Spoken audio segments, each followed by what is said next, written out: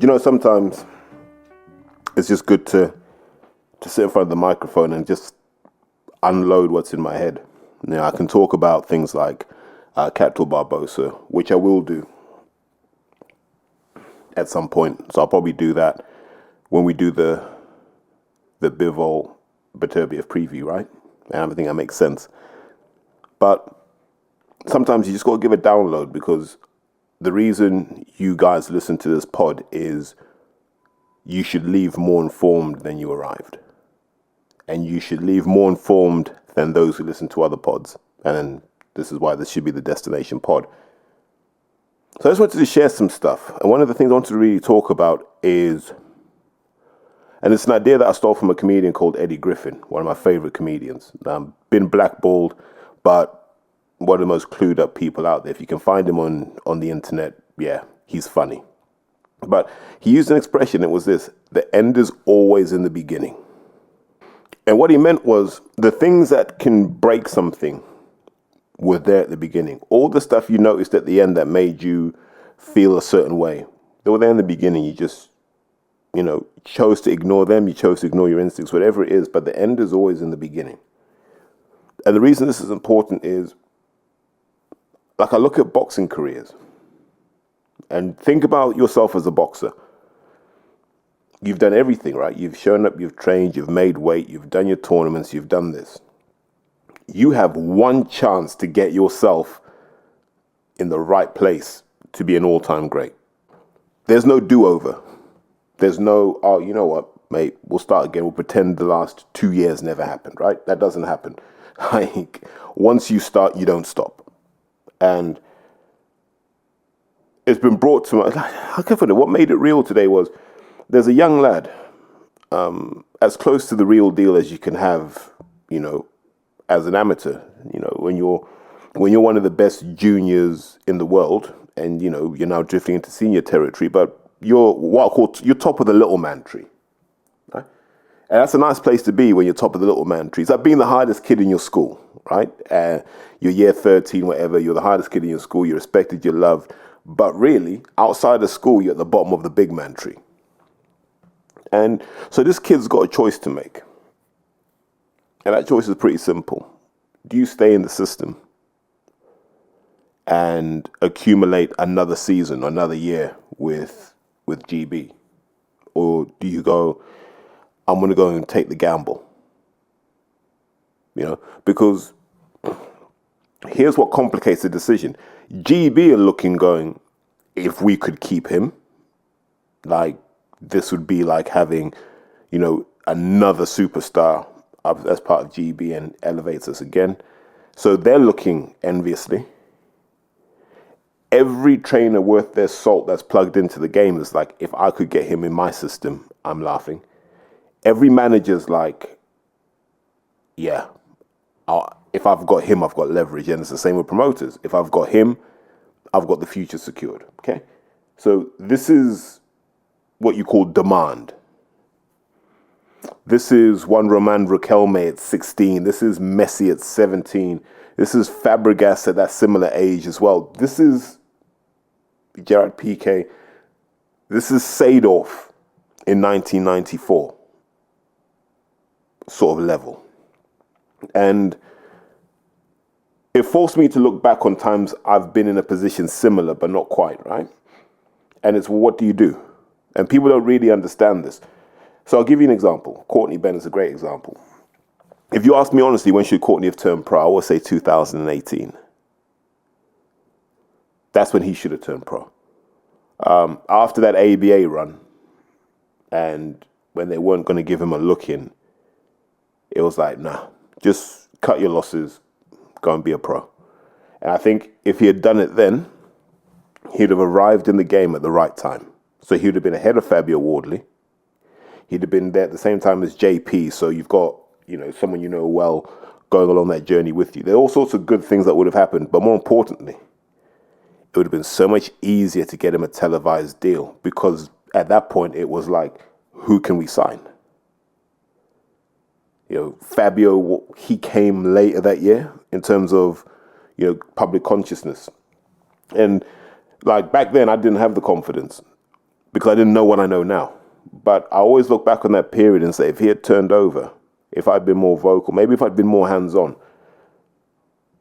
he could have done that because he was in all the right camps at the right time. The same with JP. We'd put our guys in all of the right camps at the right time, and so they were getting that training that seasons you, that hardens you, that lets you know where the bar is, right? And if Courts had gone over when JP did, John went pro April 2018, and Courts could have gone probably about 2 months after that. You could have put them on different tracks, seen where they go, maybe bundle them up together and go that way. And I regret that now because I look and his design, like, look, it's fair enough. Like, you know, his pride wanted to make sure that he wore the GB vest. And my argument was they're not going to move Fraser Clark out the way for anyone.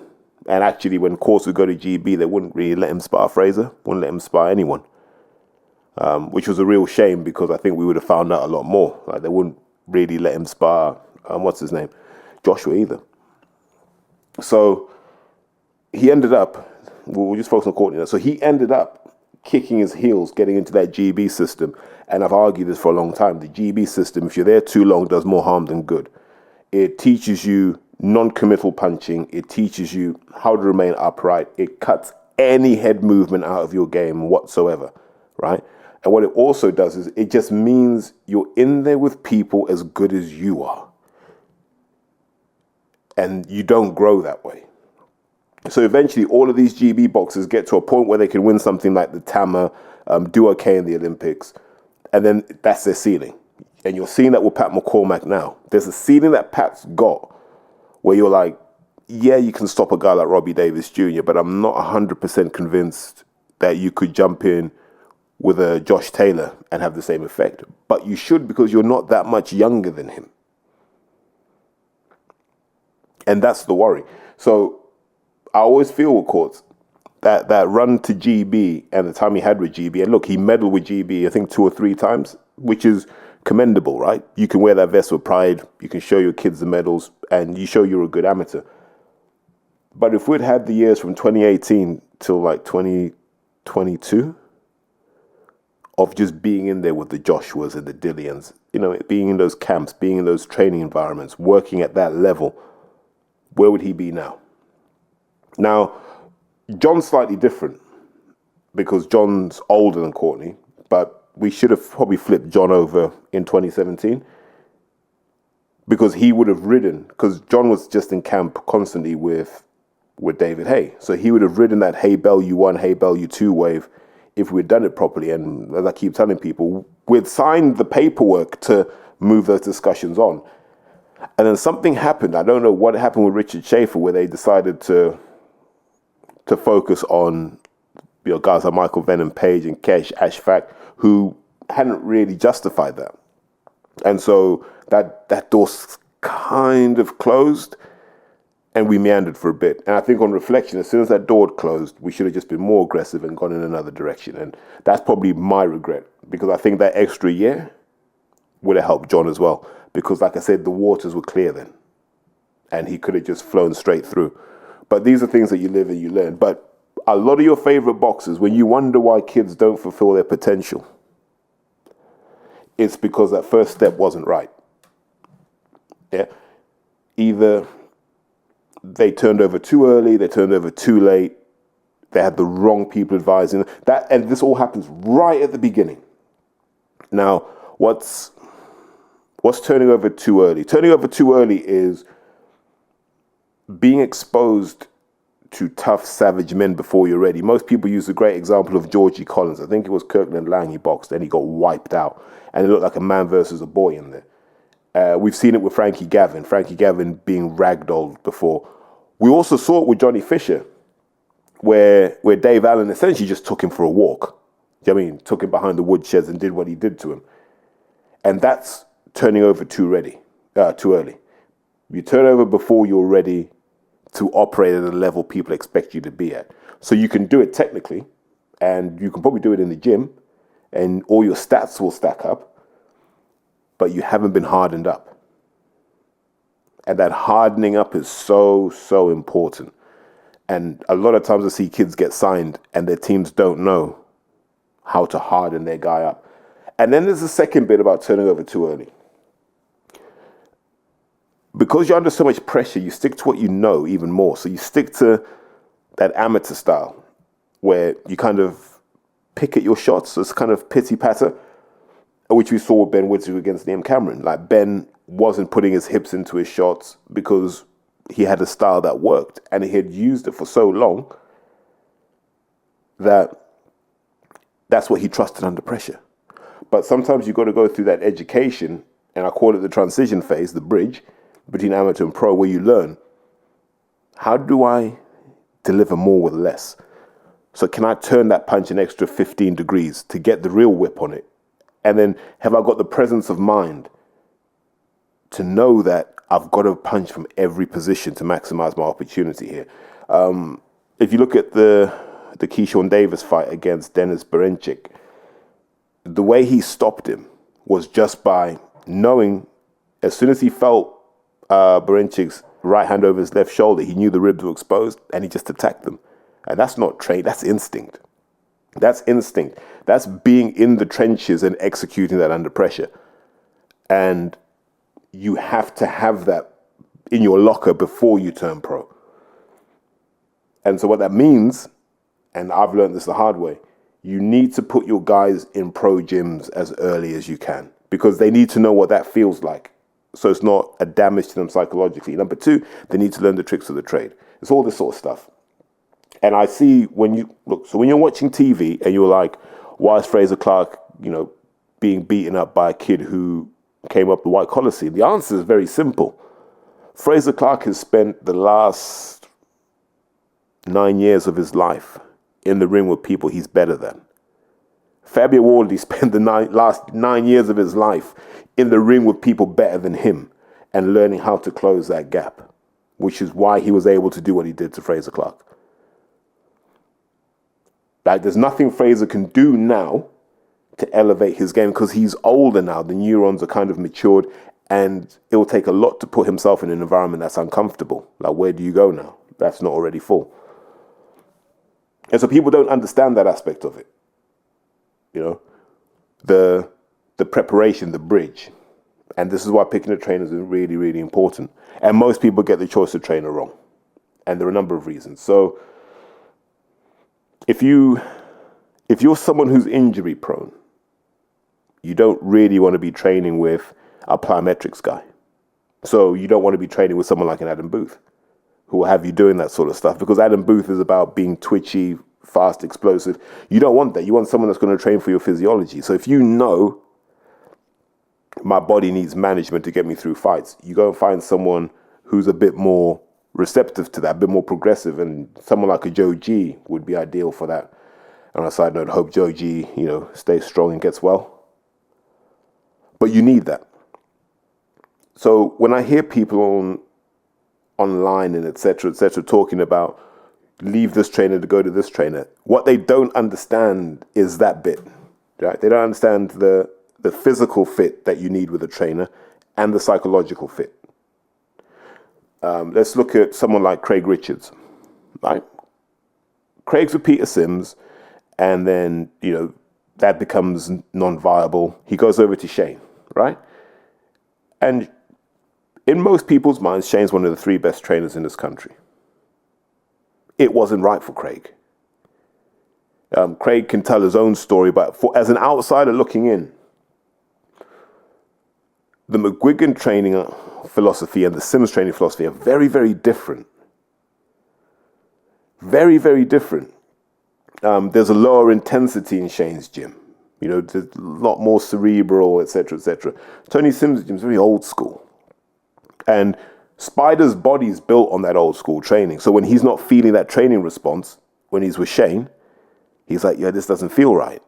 And so he goes back to Tony, starts running the triangle again. The body's like, oh, this feels familiar. And he feels better, so he trains better and he fights better. And there's no disrespect to Shane. Shane's still a great trainer. But in that context, it wasn't working for the fighter.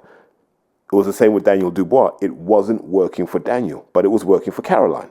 And so Caroline was fine with that. And these are the complexities people don't talk about. Like finding the right trainer is really, really hard because it's about this.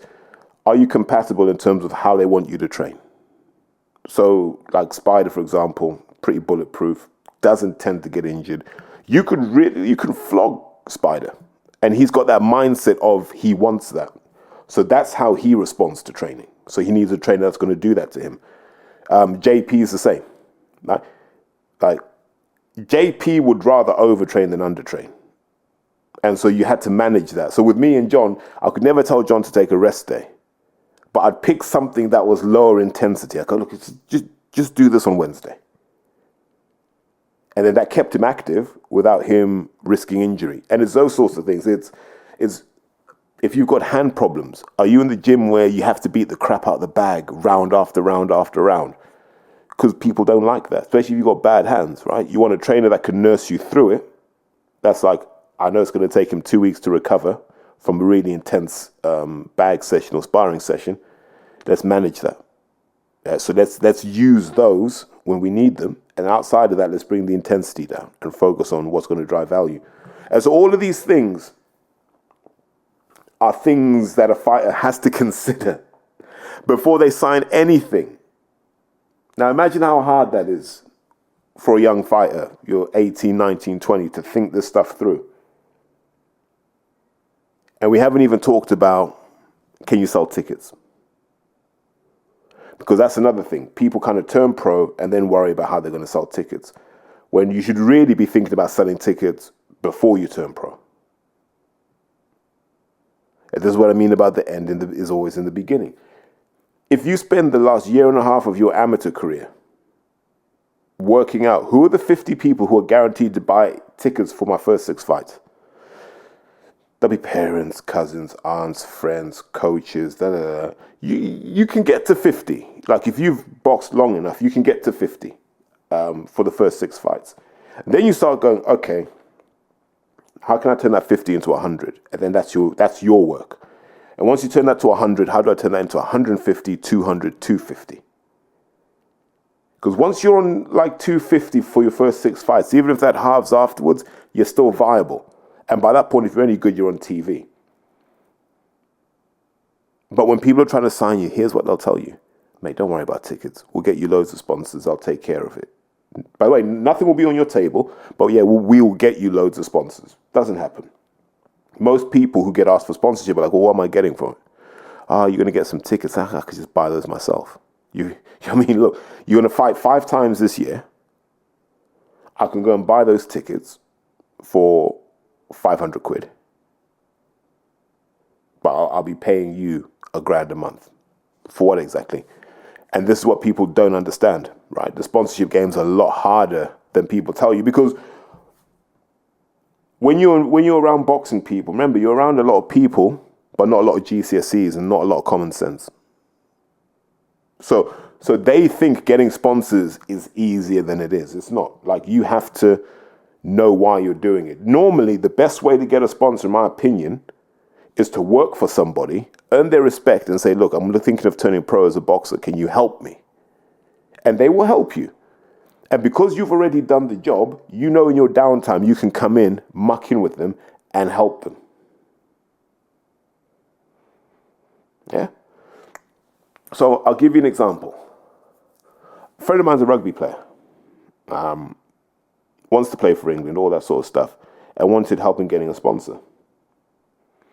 And I talked to someone who I knew, and I said, look, can you sponsor this guy?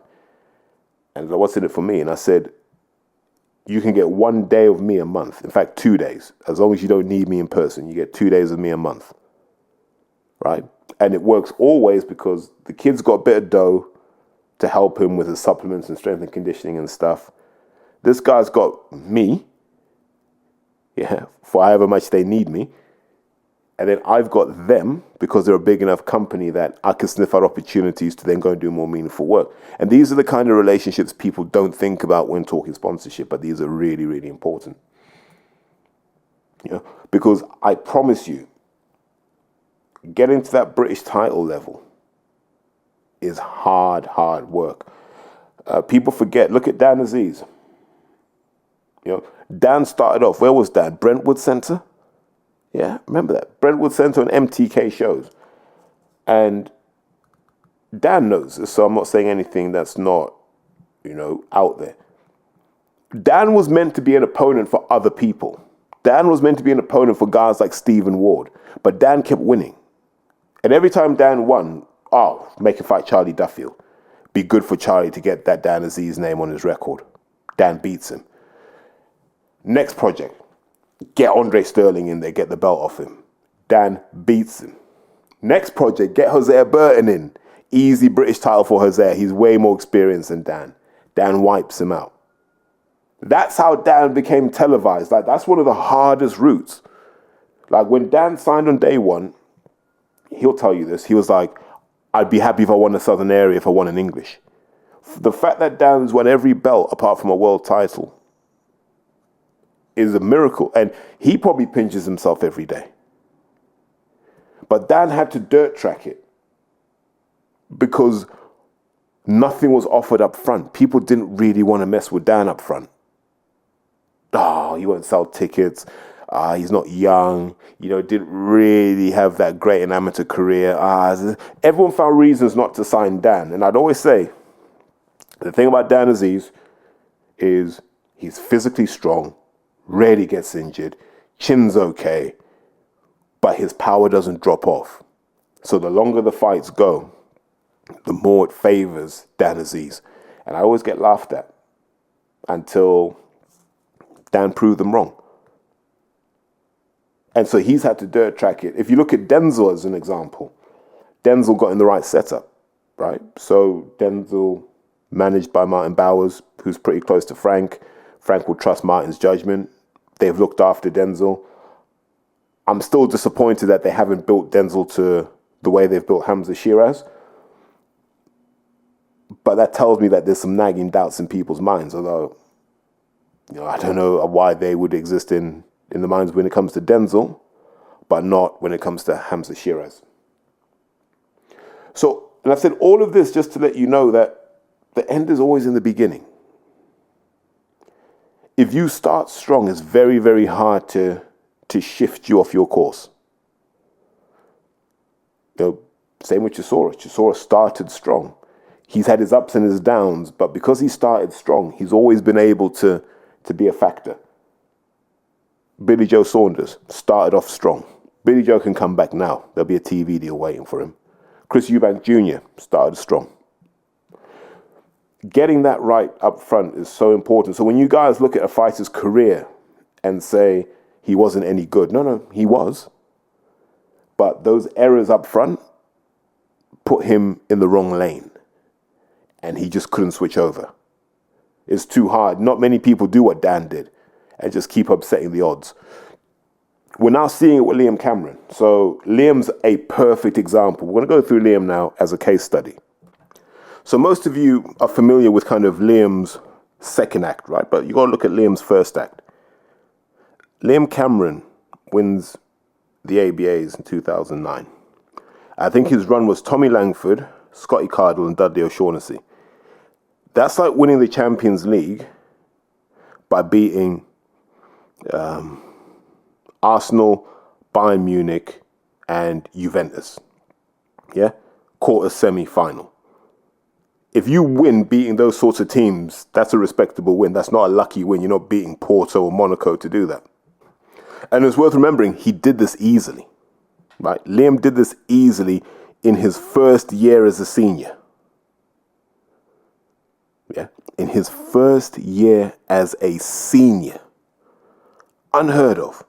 And there's an argument to say it was the clicker system, so it's a different system to what we have now. Would he be able to do that now? Well, probably. Liam's a hard kid from Sheffield. At that point, they said, we want you to do 2012. And that would have taken Liam to 22. Right? You'd have been 22 years old. Middleweight, fine, right? The end is always in the beginning. People got in his ear like, what if you don't qualify for the Olympics? You'd have done all of that for nothing. Yeah, I know how much GB will pay you, but you'll earn more boxing. Da, da, da, da, da, da. And what no one did is no one sat Liam down and said, mate, you're going to earn this many thousands boxing for GB, accommodation paid for, all this stuff paid for. You're going to get well looked after. And I mean, it's London 2012, so they're going to put money into boxing.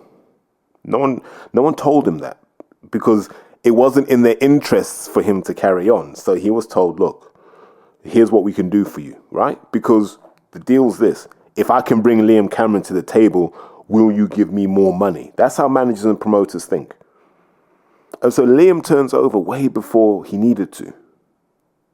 And if he had spoken to someone like me, I'd have said, what are you turning over for? Like, you got Home Olympics coming up. Just focus on that. You're good enough. And so that period from 2009, 2010 till last year, no one really knew who Liam Cameron was apart from the guy who failed a drugs test for cocaine. What would Liam Cameron have been if he had done 2012 at 69 kilo instead of Fred Evans? What if Liam had got that silver medal? What if Liam Cameron had got the silver medal at 69 or even 75? Who would Liam Cameron be now? That's the real question. What would his life be like now?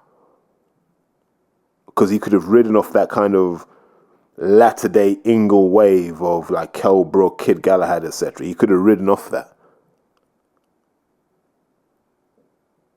But this is why getting this decision right up front is so, so important. People say it's luck, but the earlier you plan for it, the better. But that's heartbreaking because it's not just Liam Cameron. I'd argue the same for Leon Solid Williams, a good friend of mine, who's now strength and conditioning for Chisora. So Leon, he won the British title at cruiserweight, right? But if he had turned pro earlier, I argue he would have been a light heavyweight, and he would have been a really, really good light heavyweight, by the way. And he would have done a fair bit of damage. But we get so much bad advice in boxing because, and this is what annoys me about boxing, everybody thinks they know. Whether they've got experience or not, they all know someone who knows someone, right? And all these people come on board. And I'm going to put people like Sam Jones in there as well. Like, there are a lot of guys in boxing who are essentially just fans. They're fans. They're not boxing strategists. They're not boxing thinkers. Like, they're not guys who can build a career for you. And for all of Eddie Hearn's sins and for all the stuff we say about Eddie Hearn, I'll tell you this. That guy can map a career out. If you're good enough, if your talent is robust and your work ethic is solid, Hearn can map you a route to glory. Frank can map you a route to glory. I put guys like Dennis Hobson in that mix as well. They can map you a route to glory. But they're the exceptions. Most people are clowns. Actually, I'm going to put Steve Goodwin in there. Steve can map you a path to glory as well. I'm going to just shout out Steve because, you know, often people think this is a dig at someone like Steve Goodwin. It's not. Steve does a great job. Like, Steve's brought a lot of people back, you know, and he's done more for someone like a Yusuf Kamari than anyone else. So I'm really, really, you know what I mean, really high on Steve. So I just want to make that clear. But there are loads of people I meet in boxing, just twats and blazers, basically, who all talk a good game. All talk a good game. But there's no foundation to it. And these are the people who are killing boxing in this country because they just want to sign names. They don't want to build careers or build talent because if I've got 10 boxers, I just need one. I just need one to cross over. And I'm validated as an important manager. Sam Jones is famous because he once managed Joe Joyce. This is the guy that was shagging boxers in a Derbyshire car park, allegedly. I don't know, whatever. I mean, a used car salesman, a baker. Who knows what Sam Jones was? Sam Jones is a fan. There's no depth to Sam Jones's boxing knowledge. None. He runs around.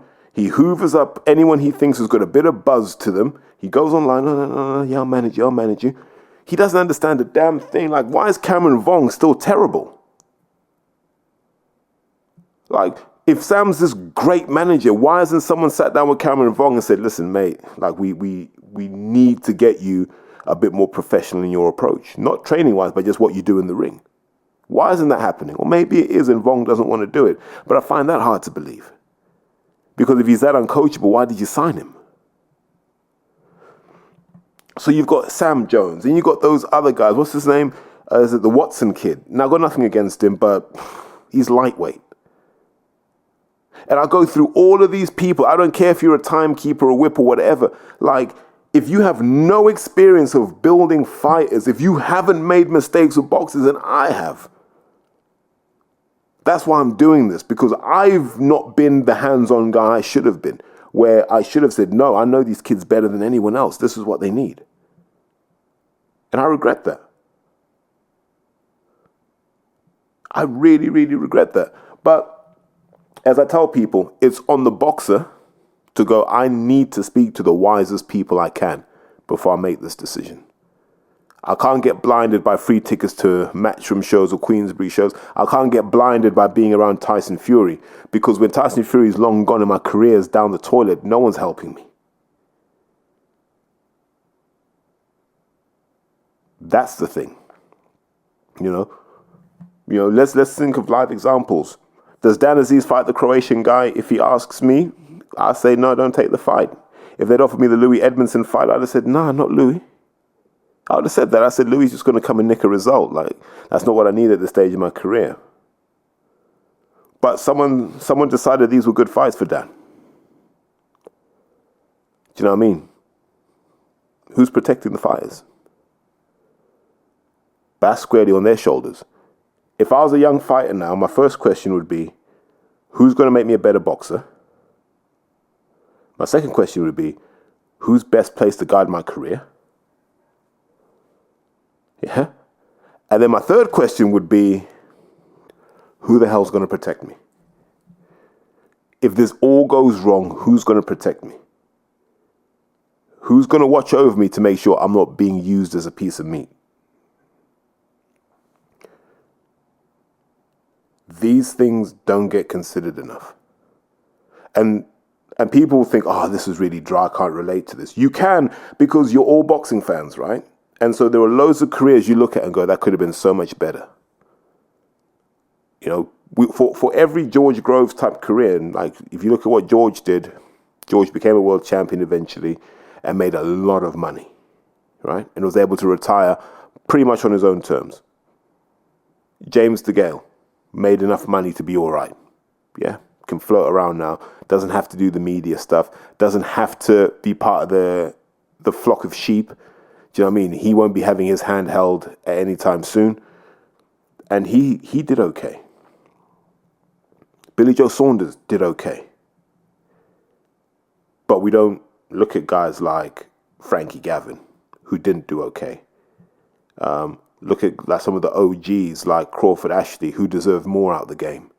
Guys like Lee Haskins, who deserve more out of the game. We don't talk about those guys and whether they should have had more protection. So as fans, you know these guys. You see them in gyms, the Martin Gethins, etc. I mean, you see these guys and you're like, you should have had more dough. Who was looking out for you?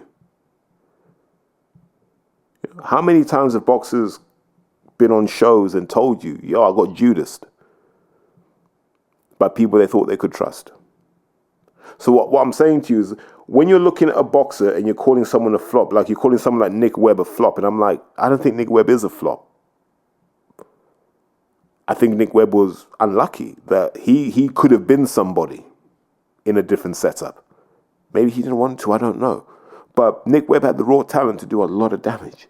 Nick Webb could have done what Fabio Wardley did. He could have done. The capability was there, the desire, who knows? But he didn't have the machine that Fabio's had. You think Fabio went from Graham Everett, and Graham Everett bringing him everywhere so he could develop, put him in the hardest environments to toughen him up. Then Dillian swoops in and gets him. Dillian does something similar. So by the time Fabio's back at the Ben Davison Performance Center and doing stuff out of Ipswich as well, he's pretty solid. because he's had people who wanted the best for him. And what he was also able to do, and here's Fabio's gift, he was smart enough to learn the game and make sure that he doesn't get done over. And so his career management's been pretty good so far. Credit where credit's due, because he's always delivered. And that's what I'm saying. And then if you look up north, and I think this is going to be an interesting case study. Curtis Woodhouse is working with young kid Gideon. I need to say Gideon Antwi. It's not Gideon Antwi. I forget his surname, but apologies for forgetting your surname.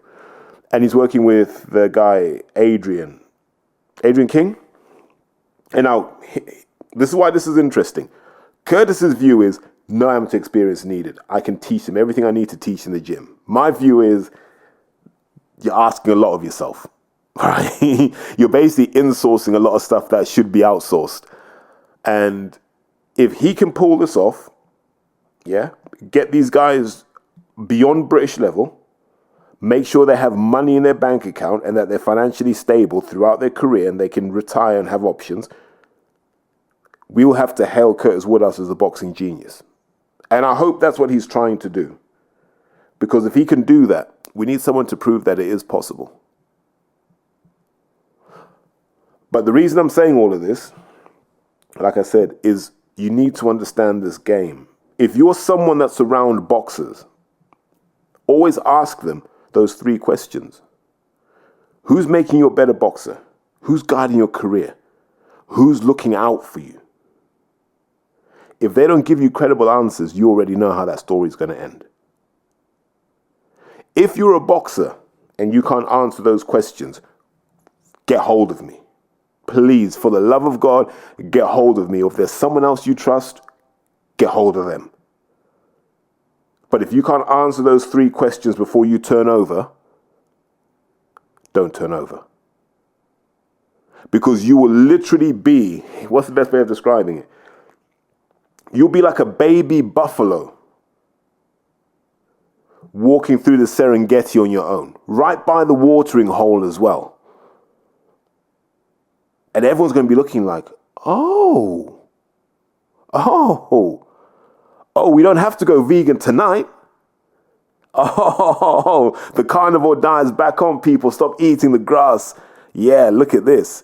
And you'll walk and everyone will look at you. And that'll be the last thing you remember. Oh, look, everyone's so friendly, though. They all come to have a look. That's your throat bit. Done. That's what boxing's like. When you're a young, valuable commodity in boxing, male and or female, everyone's watching to see if they can grab you first. And they want to grab you first, not because they care about you. You're their piece on a chessboard. So let's say we're in 2012, right? And Joshua's just won the Olympics. If I'm managing Joshua, what do you think I'm doing? I'm going to Frank, I'm going to Eddie, like, look, I can bring Joshua to you, but I need you to sign these other 7 guys that I've got. And I need at least 3 of them on every card that Joshua's on. Yeah? He becomes my leverage. So I need him more for the leverage than I need him for the money. Because something may happen to him one day. If it does, I've still got this. And so sometimes you're used in that context. And you've got to know when that's coming. And there are a lot of boxers in that position, by the way, where they've been signed for leverage. If I've got him, I can go to that promoter. That's why, if you think about this, like, let's go back. When AJ started popping, what happened? Everyone ran off to get a heavyweight.